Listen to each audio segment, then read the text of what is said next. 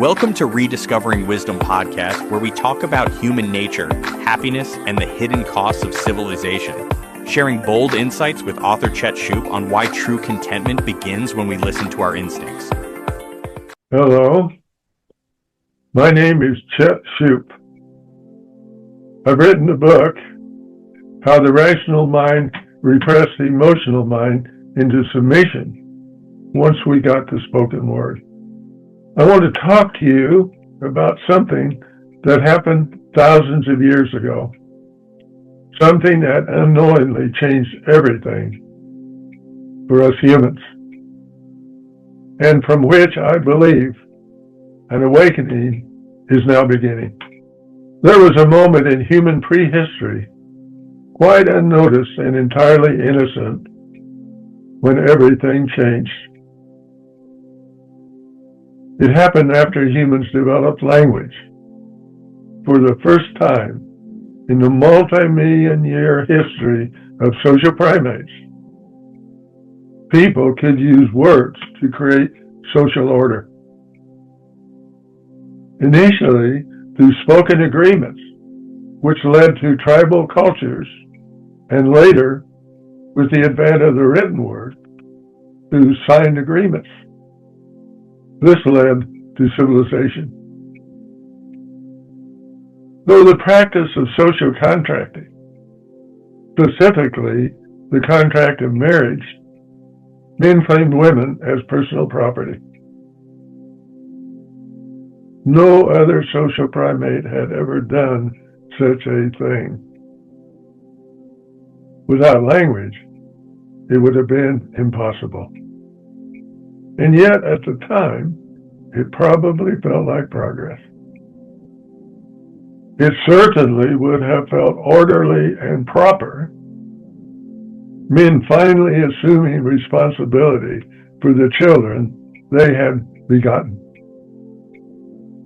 But that single shift, made possible only by language, broke the lifelong bonds among women who, functioning as tightly knit sisterhoods, had, without realizing it, human communities together since Homo sapiens first existed.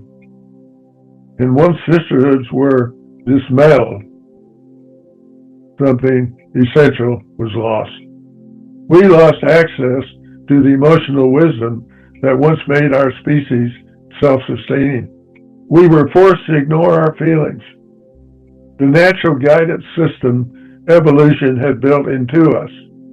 It rewarded us with contentment when we behaved in ways that served our species, and punished us with discontent, guilt, and a loss of natural purpose when we didn't.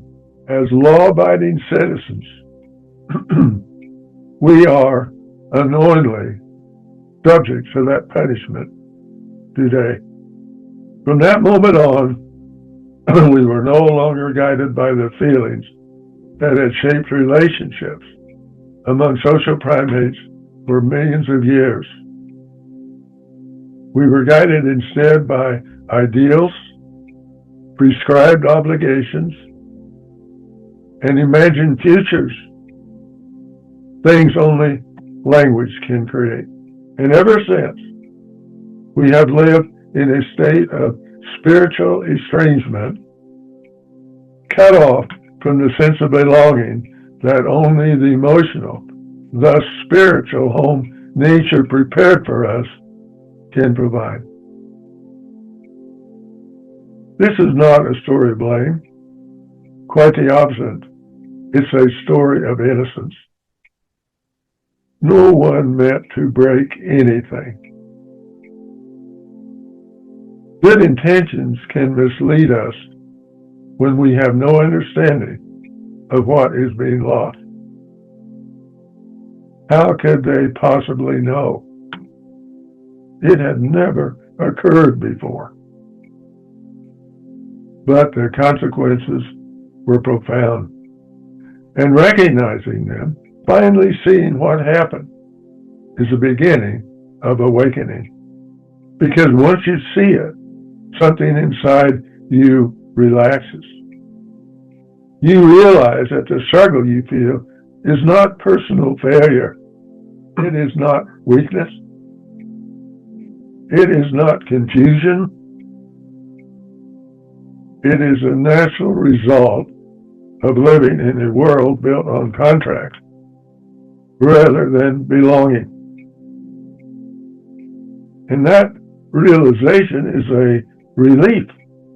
It means nothing is wrong with you. It means nothing is wrong with us. It means we are simply living with the unintended consequences of a moment in history when language gave us a power we had not evolved to recognize as dangerous. Awakening begins when we recognize that fact. And it deepens when we feel the relief of knowing that our longing for connection, for emotional safety, for a sense of home is not a flaw. It is the repressed memory of who we once were. What can be done about it? That story remains to be told. But its beginning is surely a shameless awakening to what has happened to us, regardless of how the story develops or turns out in the end. There is evidence, however, that how things turn out may not be all that bad. The growing strength of sisterhood across the face of this planet suggests that women are recognizing their need for one another. Could it be that women, through tightly knit bonds of sisterhood, again become the foundation for social order as they were before social contracting began? If so, then civilization would only be a painful detour on humankind's journey rather than a harbinger of its end. Well, that's what I wanted to talk to you about today. And I'll be back to talk some more. In the meantime, leave a note so I'll know what's on your mind, so I'll know what you want me to talk about. And thank you for tuning in, you good folks. Indeed, you innocent folks. Whatever you've done, it doesn't matter nearly as much as you fear. You are living under mountains of unnatural pressure to be good in a world where, without language, the very concept of good would never have existed. In that world, spiritual honesty, being true to what nature made you, is what counts.